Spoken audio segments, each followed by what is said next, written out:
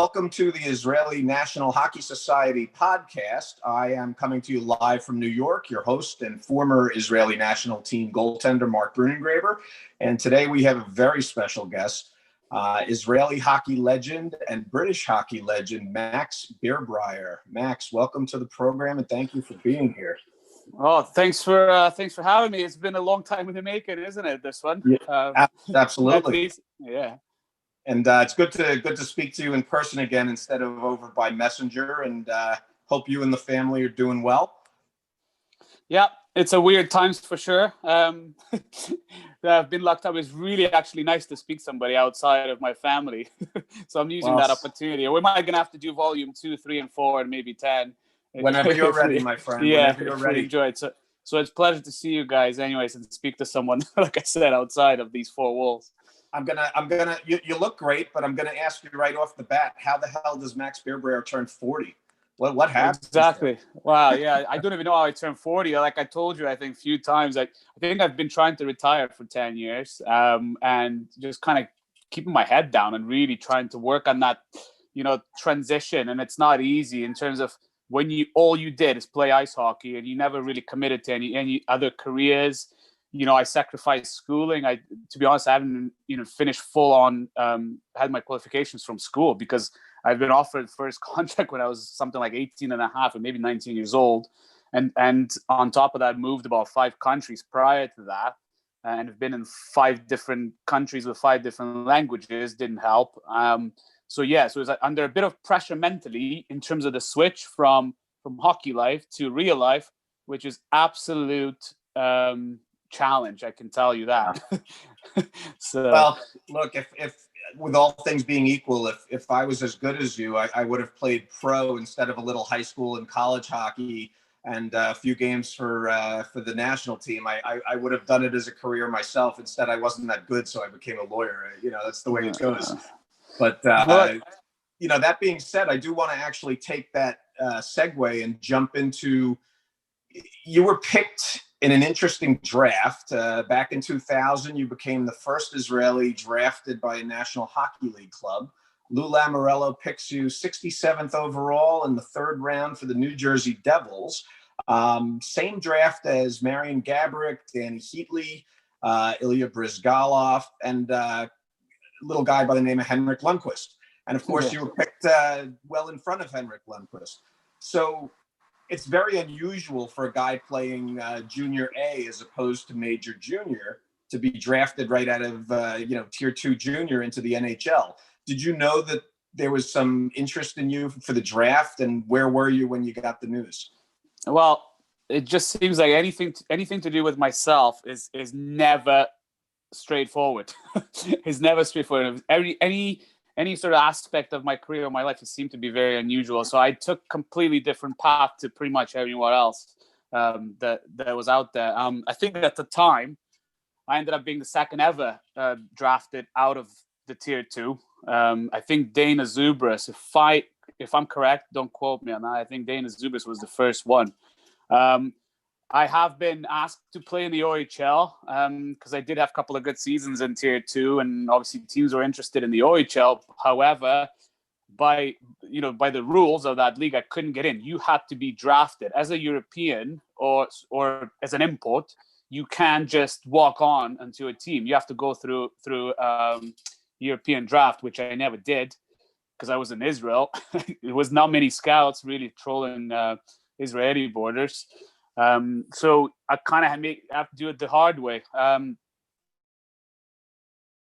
To be honest, I think, of course, I led the league in goals that year, and I also had the physical upside to it, blah, blah, blah. However, if it wasn't for one person, 2 people in particular, I would not be here right now, probably in Britain. I probably would have packed the hockey in by now. But someone gave me an opportunity. A person who brought me into Canada, in fact, by the name of Paul Rosen. I don't know if you know him.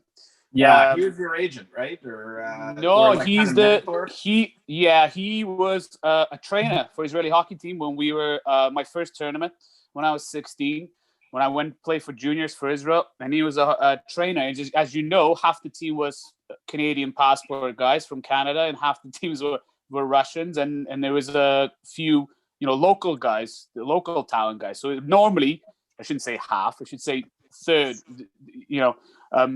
different groups on that team. So he was from Canada, and he was a huge hockey guy, but he was a trainer. He was unbelievable at our equipment, our equipment manager. So he noticed me in the tournament, obviously, and said, what are you doing in Israel? Is there any future there? And I kind of said, yeah, there's like once a week ice time maybe available. So the long story short, he quickly got me over to Canada, welcomed me in his own home. I stayed with him. He's literally drove me to every practice. I took a tryout in the junior A team and made it. And he kind of looked after me that way. And then luckily, he had a friend by the name of Brad Robbins, who became a huge figure as well in my life, who basically took me under his wing and sort of said, I'm willing to be your agent. You had a really unusual situation. And he's a marketing genius, I think, otherwise outside hockey. So what he did is he's exactly what you guys are trying to do. He's trying to polish the turd a little bit. Nice. So he really went out the way in terms of, the media and his influence in hockey. He kind of put me on the map. He's literally made a back in the day mixtape of Max Birbraer scoring goals, hitting people, kind of picked the good bits. He managed to get few NHL scouts to tier 2 games, but at the time were really unheard of. And he just literally created this buzz about me. And if it wasn't for him, it just wouldn't happen. He's literally, I 100% believe it would not have happened. So from that buzz, I had to back it up, obviously. So more and more teams were coming out to watch. And I knew it was interest from the NHL because he was talking about it. I literally seen people at games. I just didn't know till the draft day that New Jersey were interested, and then that was going to be the team. So that part of it was a surprise to me. And as far as the, you did play some preseason games in the NHL, right? Before going on to the AHL? Yeah. So it was great. It started off so well as I did play, I think, something like 6 or 7 games. I scored in my first game. It was a bizarre thing. That was against the Rangers, was it not? Yeah. I'm gonna give you a pass on that, my friend, because I'm a huge Rangers guy, so I'll give you a pass on that. Yeah, well, I was happy to be honest. In such a short amount of time, I was playing something like in April I was playing in tier 2, and here's early September, like I'm scoring and. No, it was at home. It was in Continental Arena. It was scoring an NHL goal. So to me, it's still a bizarre. When I look back, it's like it's a bit of a smoke, like an illusion. I still don't believe it. In fact, the funny story is I was so overwhelmed, I think, with my own head that normally it's about a 20-minute ride back to hotel from Continental Arena. However, I ended up on New Jersey Turnpike somehow, almost in Philadelphia, because I got completely lost. I had no idea where I was going. Yeah, you went south. I thought I was driving home, but I literally just went completely on way because I was just, overplaying it in my head. Like, what just happened? Did you end up obviously playing a little bit, at least in camp and preseason with Marty Brodeur? I would assume you shot on him. That's the thing. Like when I first day in the dressing room, first of all the NHLers are absolutely amazing. It's they look at a guy, you think you're nobody, but they treat you right off the bat like you're part of the squad, And I remember sitting in the room. I sat next to Brodeur and Stevens, and I think on the other side who was it? Madden. I don't know if you remember John Madden. Yeah, John Madden, of course. So it's a bit of a surreal feeling. And by the way, Brodeur is one of the nicest guys, and Stevens, what a guy. You think when he looks you in the eye, you want to crap yourself, really. But to be honest, he's one of the nicest guys that you ever meet. Very helpful, very accommodating for young guys, and you can't ask for any more because you're coming in. You want to be treated like you would treat people. And, I think that's a big part of it. When someone feels welcome, they take that immediate, anxiousness away from you and then just let you do your thing. Did you meet Bobby Holik at all? Yeah, extremely nice guy as well. So I'm just going back now. I wish we had the smartphones back in the day because I never took pictures with anyone because I thought, Oh, look at me. I'm mate. I got to go for dinner with them later. So I became quick friends. I mean, training camp friends, not lifetime friends. With Sakura, we went to a US Open to watch some tennis. Oh, nice. Very cool. You know, it was really nice. They treated you like they kind of like they knew you for 10 years. You know, it was really good. And I don't know if you're aware of this because you've been out of the Israeli hockey scene for a little bit, and we'll jump back to that in a little while. But Bobby Holik, for a year or two, coached the Israeli men's national team. I don't know if you. Yeah, I saw some that I've heard of it, but I didn't see much of it in detail, to be honest.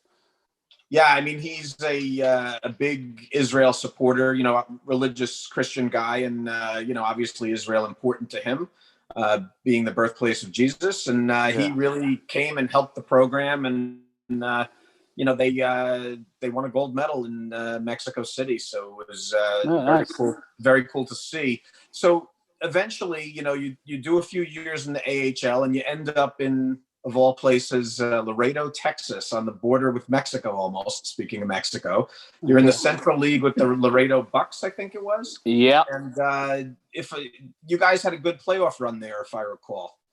Yeah, I would call it pretty good. Yeah, we ended up winning the league in terms of equivalent to President's Cup sort of thing. I don't remember what the cup's called now. And then we ended up winning the playoffs. So we ended up winning the title as well in Game 7. Which was pretty, actually. I know you say centrally, but it's quite amazing. The whole town was watching. It was quite good. But I basically ended up there because I was on a 3-way deal. When my deal expired after 3 years in New Jersey, Brad suggested I have a new start somewhere else because it's kind of feeling like it was a dead end a little bit at that point. I was really unlucky to commit to a Stanley Cup winning team. And for those 3 years, I think we only had like 3 or 4 injuries in terms of the call-up opportunities I'm talking about. It was not much, like I played with Mike Rupp. He got called up, for example. I'd play with him. But it just seemed like it was nowhere really, opportunity-wise, I needed to move. So, Brad again worked his magic. I ended up getting a deal with Florida Panthers. However, it was a 3-way deal where I could have been signed anywhere, really. So I had a great camp. I played in San Antonio, which is their AHL at the time affiliate. And then they're also affiliated then down the road in Texas with Laredo Bucks. So that's how I ended up playing half the season there. And luckily winning championship. They're one of the very few championships that I won in my career. But that was your first pro championship, right? Yes. And that was my first ring, if you will. Did you guys celebrate like rock stars? Was the town? Yeah, of course we celebrated. It's quite rowdy in there actually because it's right on the border with Mexico, so it's a twin city really. It's Laredo, and then on the border runs through the city pretty much. On the other side is Nuevo Laredo, which is the Mexican equivalent of Laredo. And at the time, it was the biggest drug trafficking sort of pathway into US.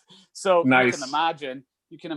I think our arena was like a gateway through passing some stuff, and some weird things were going on. I tell you, because you can literally see people just like walking through a field. So it's Better Call Saul all over again with backpacks. So that's fantastic. It's a quite rowdy town, if you will. Nice. And then from there, you end up, of course, eventually finding your way to the Cardiff Devils and the EIHL, and although you took 1 year off to split between Germany and Kazakhstan, playing for Torpedo, 7 years as a Cardiff Devil in the EIHL, and to date, the second all-time leading scorer for the club, and for a few years, the all-time leading scorer for the club. How'd you end up in Cardiff, and what would you say, aside from meeting your wife, what would you say your greatest memory is of being a Cardiff Devil? But how'd you end up there to start? Well, basically what happened is after I finished the 3-way contract with Florida, we looked for opportunity again. And I told to Brad, just like quite a lot of guys, you keep hitting that brick wall and, you're not quite making it into the NHL. So you're starting to now get a little bit old. Well, I want to say a little bit older. I think I was like 25 at the time, but you started to get frustrated as a young guy coming out. So we said, okay, the options are you either go to Europe and get paid a little bit more now and start earning money and can forget the NHL dream really from there, because it's harder pathway, because not as many scouts and the type of leagues that you go into, or you have another crack at it. And he convinced me, he said, and till this day I remember the phrase, and I try to live up to it. He said, do you want to be the small fish in the big pond, or do you want to be the big fish in the small pond? Because if you go on to Europe, you're going to be the big daddy, but where is it, So we made another decision, have another go. I had a opportunity in San Jose's training camp just to go as a PTO. And I think their affiliate was Cincinnati, where I played a little bit in terms of preseason. But again, I ended up with their affiliate in Long Beach in California, which again was a really, beautiful place. They wanted me there. The year before I played in, I've skipped the year now. The year before I played in San Diego. So that was an amazing place to play. If I had That's to retire, a beautiful place, right? If I had unlimited funds right now and a place to retire, that's where I'm going. Yeah, hands down, the beautiful place to live and best place to live. But my final stop before Europe was Long Beach, where I started season on fire. I was leading the team in points, but 12 games in, unfortunately, had one of the biggest injuries in my career. I did my ACL completely, meniscus, the whole works, and pretty much spent it recovering all that year. And they basically said, you're done for the year. And I refused to sort of, not only that I was bored, I just kind of refused to put the sword down. And I was determined that I was going to come back before the season ends, which I did. I've come back within 4 months rather than 6 months, because I recovered a couple of times a day. Literally, I had nothing to do. I just did rehab and sleep and eat and then go back at it. But unfortunately, the team didn't want to take a chance. I was ready and willing to go on the playoffs, but they didn't want to take a chance of paying for another 50 grand surgery. Shall that thing, happen again? And they just thought, no, the knee's still too fragile to take a chance over potentially 4-8 games or something like that. So at that point, I've had enough kind of thing, and spoke to Brad, and I said, I think I want to give it a shot next year, and somewhere completely fresh with a new sort of adventure, figure my head out, how serious I'm going to be about my hockey. And I just, the opportunity came up, and it wasn't that many opportunities because I was just coming off of a huge injury. And it wasn't that many sort of takers and phone calls at that point. So Brad managed to get me an opportunity in Britain. Originally, it was in Manchester, but that didn't work out. And somehow the second team was Cardiff. I knew nothing about Cardiff. In fact, when I showed up, they forgot to tell me that we had no ice hockey rink. So I was being driven from the airport, and we were passing these 6 pillars in the field that was standing right by where I was going to stay. And I said, "Oh, what's that?" And he said, and it was a head coach, and he said, "Oh, that's our hockey rink. But don't worry. It will be finished in 2 weeks." And sounds like the Israeli league, only with a little more money. Exactly. And then I kind of 2 weeks. There's no way that's happening. It's literally 4 pillars or 6 pillars that were standing there. Long story short, it took half the season to finish the rink, where we didn't have anywhere to practice. We had to drive an hour to practice somewhere else. We played all our road games. That's crazy. The first half of the season, and then second of the season, all we did is play home games. And by that time, I realized that Cardiff was amazing. Nightlife was amazing. At that time, I was single. I had all the time in the world. I didn't have a family. So all I did, I enjoyed myself second half of the season. And then because I was maybe enjoying myself, I was more relaxed, and you had a great, amazing season and asked to be re-signed. And then one thing after another kind of started re-signing on year basis, except for that one opportunity where he said I went to Kazakhstan and Germany, but that was just purely financial reason. It was now you were already dating Kate at that point, right? When you were already with Kate when you went to Kazakhstan? No, I was with my ex-girlfriend at the time. I went to Kazakhstan. It was very difficult. She came to visit once, and I partially why I went to Germany and then back to Cardiff, because it was just a bit of a nightmare.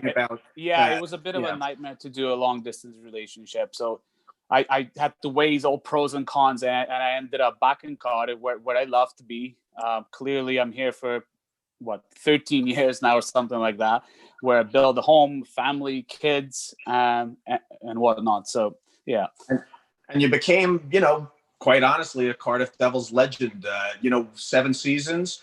You had the EIHL Cup win. You had the KO Cup win. A couple of close calls in the regular season. What's your favorite memory of being a Devil, if you had to pick a specific moment or two? To be honest, I don't think I have a specific memory about being. It's just we were that team that came close so many times. In fact, almost every year, but no cigar. That was kind of the disappointing part, because I wanted to see the crowd and the fans, and they deserve it because we have unbelievable fans. But I think the main thing is how welcome did they make you feel? It's almost had this Southern hospitality, if you had to compare it to US, that kind of feeling where you can just walk up to anybody in the street and they'll just be super accommodating, super welcoming, treat you like a family. So I guess the biggest memory is thank you for giving me my home and the new place where I now enjoy my life. And do you still get fans coming up to you in the streets in Cardiff? Do you still get recognized? The hockey is not in the forefront really of sport. As you know, it's difficult to compete with football and rugby in particular in here. So hockey, I would say, is like third or fourth. But of course, you get occasional, fan coming up to you. However, the longer I'm not with, I think I've been out for 6 years now that I was not with them. Yeah. The things change. It's a new generation, new players, so it's slowly winding down. In terms of the recognition, but all the memories they don't go away. And then the people who were there in my time, they greatly appreciate it. They always thank me for the good times, and that's all you can ask for. They make you feel warm inside, if you will. That's great. And I know, speaking of winding down, I don't know if you would agree with me, but I tell people all the time, if you had to take a decade of your life to be, sorry. No, that's okay. Take your time. If you had to take a decade of your life as a hockey player to be in your quote prime, I always say it's around 24 to 33 years of age, roughly. That's just my opinion. You kind of left Cardiff as you were turning 34. So it kind of fits right into, you played your prime years in Cardiff, right? So, after you got done with that, you're still playing pro hockey though. So you go on to the EPIHL and you go with Telford, and you promptly win a championship with Telford. So what was that experience like, and what was the level of hockey like compared to the EIHL? Yeah, the way, like you say, that's exactly what it is. I think it was a managerial change in Cardiff. And I think Andrew Lord come in, who was an ex-player who come in and he got appointed the head coach. And that's absolutely fine. And I think they've made a lot of changes that year in terms of he wanted to, I don't want to say they cleared house, but, he brought in his type of players perhaps, or, a fresh blood, if you will. And then it did feel like, it's a twilight of your career. So it was the time to say goodbye, and naturally just kind of fizzled out. But I was disappointed, of course, to lead. However, because of the ever-changing structure in both leagues here, in terms of the import numbers, because you have a certain amount of imports that play in both leagues. The EPL, the elite league, the top league, was expanding their imports. Therefore, all the good Brits were dropping down to the second level because they all of a sudden don't have a place to play. So the not collateral damage, but in fact, it was helping out. A lot of good players were dropping down to the second league. So at that point, they've also expanded the import rule in the second league as well. So at my first year, we had 6 imports and 19. So the level gone up as well. So it was actually a decent level. So it was enjoyable to play. And it was, again, it's almost like it was enjoyable to be in the forefront and winning again and winning, like you said, winning championships. So it's very enjoyable. However, it was 2.5 hours from my house, where that I had to travel a little bit. So it wasn't Cardiff. So that was the biggest downside. And then I felt like I was taken away from my family. My wife really had a harsh deal out of it, because the kids haven't seen me every weekend, and she had not only work but deal with them as well, because they're fairly younger kids. So I've managed, after 2 years, I think she's had enough of that, understandably. So I've looked for another option, and luckily the other option came up in Swindon, which is only an hour down the road. which is much easier. I didn't have to stay overnight very much. Good organization. So I've lasted another sort of 4 years off and on there. So I just kept kind of prolonging. But you're talking about sort of prime. My last year was my best year. Yeah, I know. Well, I know you tore it up in the NIHL. Now, just for the fans at home who might not remember, we're an Israeli oriented hockey program, but for fans who are not familiar with the British hockey structure, the EPIHL eventually collapsed. So the NIHL kind of became the second league. But I don't know that it has the same money and number of imports as the old EPIHL. So the level's a little less, no? Or is it the same? Yeah, so I think you're confusing yourself a little bit, perhaps. Okay. That I never, basically, to make it easier, I dropped down only one level. I never went down to sort of like the third level of British hockey. That's what I'm saying. The NIHL became the second level, right? Yeah, so technically, basically, it was the same kind of league. They just changed the letters. Okay. And you're playing somewhere strange when it's 5 letters in the description. Yeah. The more letters, the more adventurous it gets. Yeah. But and you had a huge year, though. I mean, what'd you put up? Something like 50-something points in 20-something games or something? Yeah, something like that. But the key point that I was trying to make is, unfortunately, the knowledge and experience, it doesn't come until the end, because it's so difficult. So if you're clever, the advice to kids, listen to the older players and take their advice, because I used to run around like a headless chicken out there trying to, smash everybody, put up goals. I said, where now I was put in a situation last year where I didn't train, didn't practice really. I just literally went for games and went showered and went back home. But for some reason, ended up putting up points. And the thing is, I didn't run around. I just used my head and just trying to be clever. And the biggest thing is I didn't have the pressure of keeping the contract, of, producing and have constant worrying, squeezing that stick so hard. I literally played for the love of the game. Maybe you'll be Yager and play until you're 50. I don't know.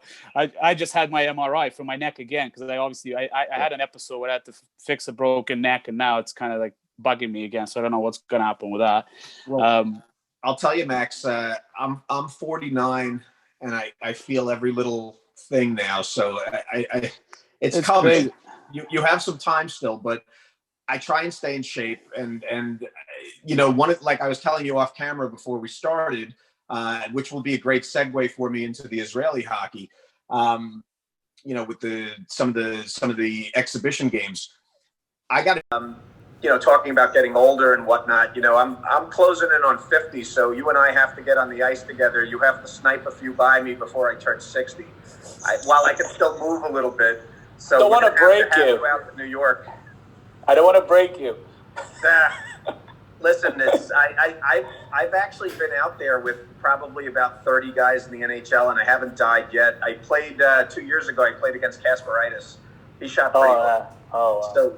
So yeah, and I I don't know if you know Dusan Kralik, but yeah, of course I do. Yeah, Dusan's a dear friend, and 2 years ago he had me up in Toronto. He was training Brandon Tanev and Chris Tanev, and I got on the ice with them, and they didn't take it easy on me, and Brandon hit me on a seam, through the arm, and I had a black and blue the size of a pancake for about a week. Lots of fun. But so you can break me, it'll be fun. It's not going to hit me anyway, Max. It's going to go behind me. Exactly. So it's fun. But seeing the jersey behind me, that was the jersey that Israeli goaltending legend and your friend and teammate Evgeny Gusin wore. He was kind enough to gift it to me after I wore it 3 of the 5 games I played for the national team.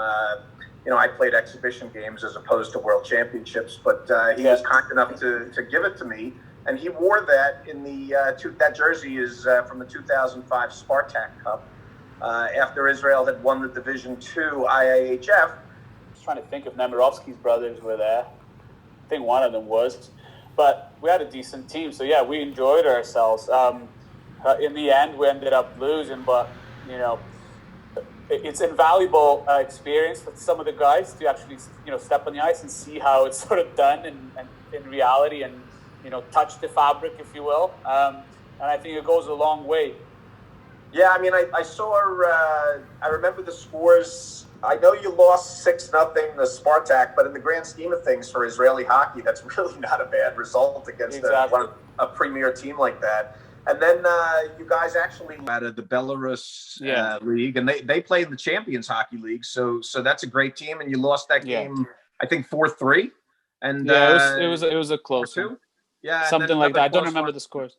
Yeah, 4-2 or 4-3 with Vienna Capitals. So good games. And were there fans that were kind of shocked that you guys were even in the tournament, or how it was almost like, I think fans were just coming out because they were interested, because it's like, everybody says, oh, you see bears in the streets of Russia, and you're interested, you're curious to see, is it really like that? And as soon as somebody said Israeli hockey team is going to be there, and I think there was a lot of interest, and people wanted to see, is that real? Is that for real? Yeah, so in fact, it was for real, and I think we stood our ground pretty decent. In fact, a couple of the guys got offered opportunities on some of the teams that we played.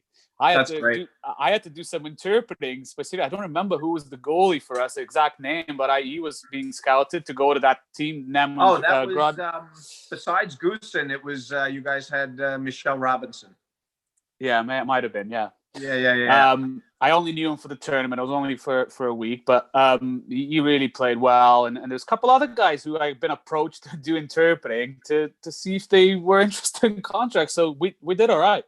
That's fantastic. And playing in the IIHF World Championships, I know, just looking at your stats, obviously, and whatnot, you won 2 gold medals with Israel in the 6 tournaments you played in the World Championships.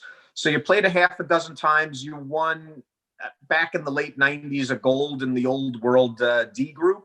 And then in 2013, when you were in the prime of your pro career, you won gold again, this time in, I think it was World Division 2B. What are your memories of playing with the national team in IIHF competition?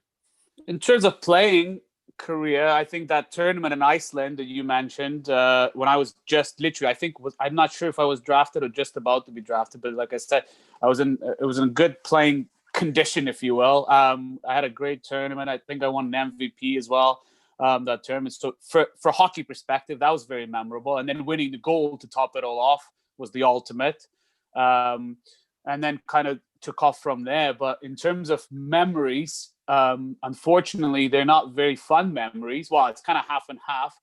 Some of them to do with, obviously, anti-Semitism, because as an Israeli hockey team, it was really strange. And it was partially the reason why I didn't go to as many tournaments as I could have gone, because it was just uneasy feeling. And we had people, for example, undercover hanging around the team. I didn't even know who they were, but apparently they were Secret Service protecting us for obvious reasons. But then not only that, you have to go to countries like Turkey where, and as Israeli, you go into a Muslim country, you have to be a little bit more cautious, which is also not uneasy, still enjoyable, but you just have to keep that in mind. And, a couple of those memories, particular incidents, as you will, kind of tarnish it a little bit, but then we make most of them. And our job is to make people understand that we human beings, and we like to think, we live by example, if you will. We take the high road, and I think that's the kind of feeling when you're an Israeli. You always have to take the high road, and that's what the feeling was in the room. It's that's really the whole point of us doing this Israeli National Hockey Society, israelhockey.com. You could find us on Facebook. You could find us on YouTube.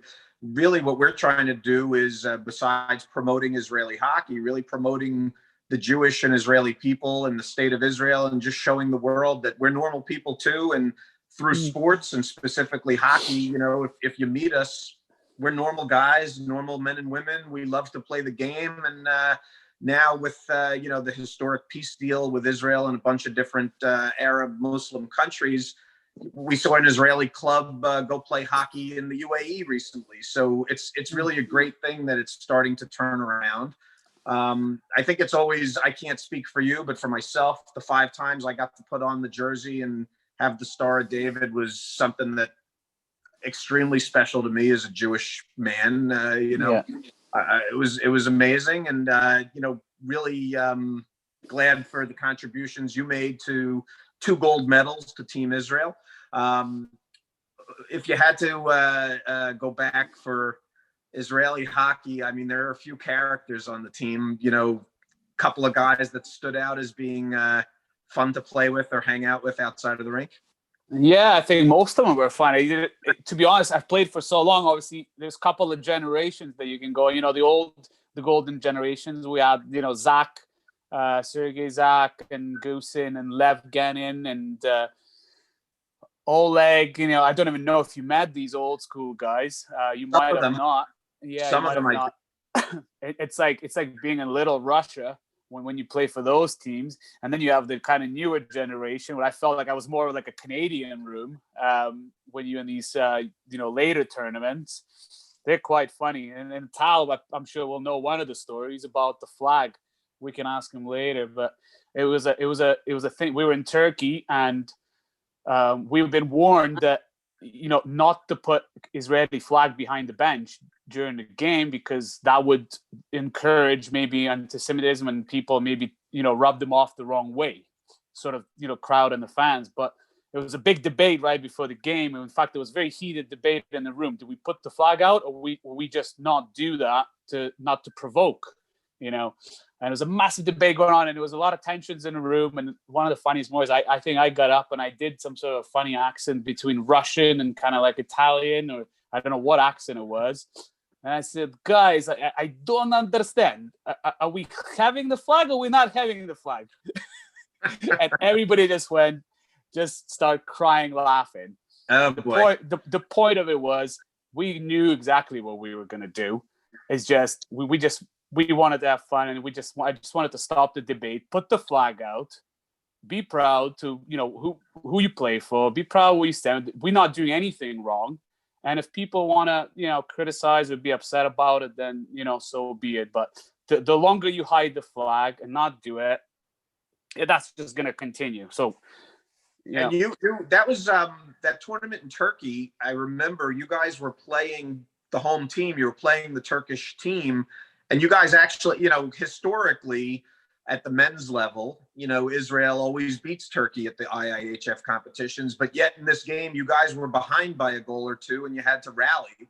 I can imagine what the atmosphere in the crowd was like for that. Yeah, it was. Again, you could. This is the example of how the emotion can carry you. I think the Turkish guys were playing on a lot of emotions, and from their side, and their fans were kind of boosting them in that emotion. But unfortunately, I had to score the winner and just shut the door on them, and that was it. Yeah, I remember you guys won. I think it was 5-3, and I said, "Thank God, can't lose." I think we got lucky in the end. I was just joking around, but I think we got lucky in the end. They had a hell of a game that game, and I knew it should have been bigger win than that. But ultimately, we ended up winning the gold that tournament. So that was amazing. It would be teams like China exactly. So just to serve. Well, Max, I want to really thank you for taking time out of your day and doing this podcast with us. And, if you're willing to do it again in the future, we would love to have you back. And all the best to Kate and the kids and, your family, your mom, your dad, everybody, your dad. Say hi to Al for me. And, just stay well, stay healthy, and let's talk soon. No, absolutely. If anything I can do to help Israeli hockey, whether it's in body or spirit, if it's not playing, if a bit of a awareness through doing podcasts like this, and then so be it. I have all the time in the world for you guys and for Israeli hockey. So shoot me a message. We'll send anything up. Let me know if you need any other help, and I'm looking forward to it. Greatly appreciated.